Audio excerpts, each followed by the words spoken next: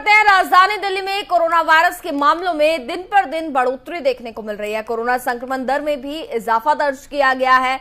दिल्ली में कोरोना की संक्रमण दर 4.11% से बढ़कर के अचानक 7.0% हो गई है।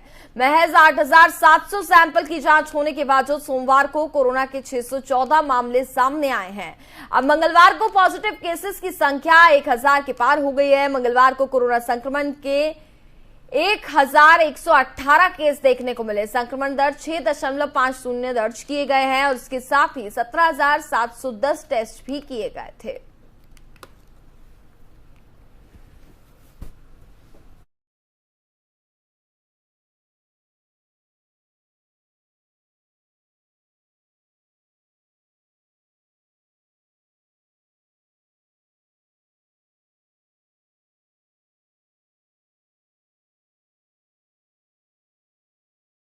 खबरों में आगे बढ़ते हैं। रक्षा मंत्री राजनाथ सिंह ने अग्निपथ स्कीम का ऐलान कर दिया है। इससे सेना में शॉर्ट टर्म सेना में बहाली हो पाएगी। तीनों सेना प्रमुखों के साथ प्रेस कॉन्फ्रेंस के दौरान रक्षा मंत्री राजनाथ सिंह ने आज इसका ऐलान किया है। इस मौके पर उन्होंने कहा कि भारतीय सेना को विश्व की बेहतरीन सेना बनाने की दिशा में आज सुरक्षा मामलों की संसदीय समिति ने एक ऐतिहासिक फैसला लिया है। राजनाथ सिंह ने कहा कि हम अग्निपथ नामक एक ट्रांसफॉर्मेटिव योजना ला रहे हैं जो हमारी आर्म्ड फोर्सेस में ट्रांसफॉर्मेटिव चेंज ला करके उन्हें पूरी तरह आधुनिक और हथियारों से सुसज्जित बनाएगी। देश के युवाओं के लिए 4 साल की भर्ती की योजना है। इन युवाओं को अग्निवीर कहा जाएगा।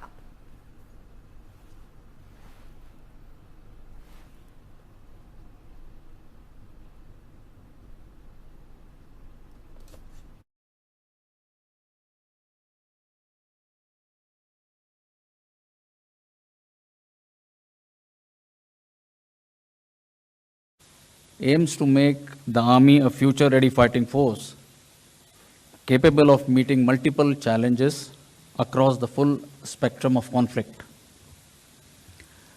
इस योजना को सभी स्टेक होल्डर्स के साथ विस्तृत विचार विमर्श और चर्चा के बाद अंतिम रूप दिया गया है। This effort complements other ongoing initiatives to transform the Indian Army into a modern, technology-driven, Atmanirbhar and a battle-worthy force. Some of the notable benefits of the scheme from the Indian Army point of view are, firstly, an enhanced youth pool profile, as was mentioned earlier, that is reduction of average age from 32 to 26 to be achieved over a period of time. Secondly, increase in the technical threshold of the Army by recruiting Agniveers through ITIs and other technical institutes by harnessing their potential.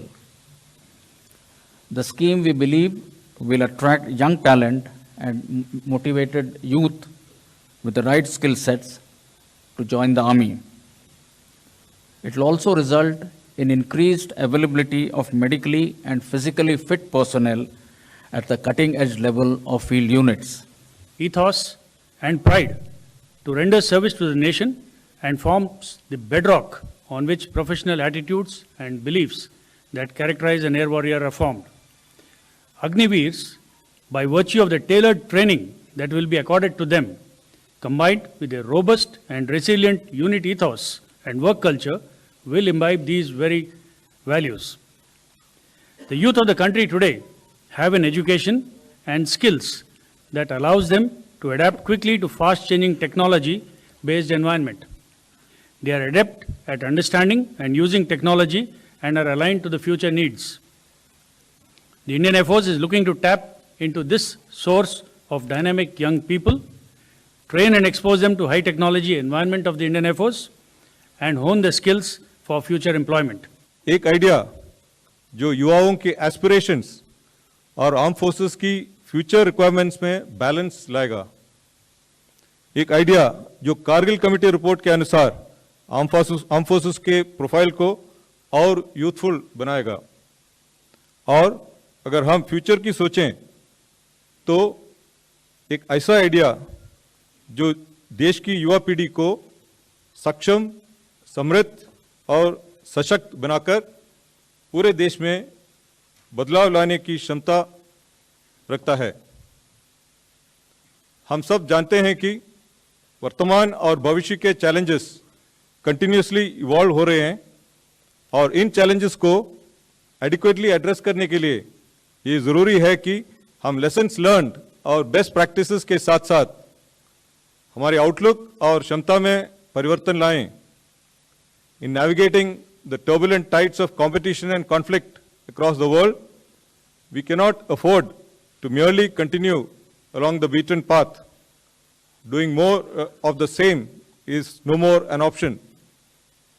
इसीलिए आने वाले कल की लड़ाई के लिए विचारधारा में भी परिवर्तन जरूरी है।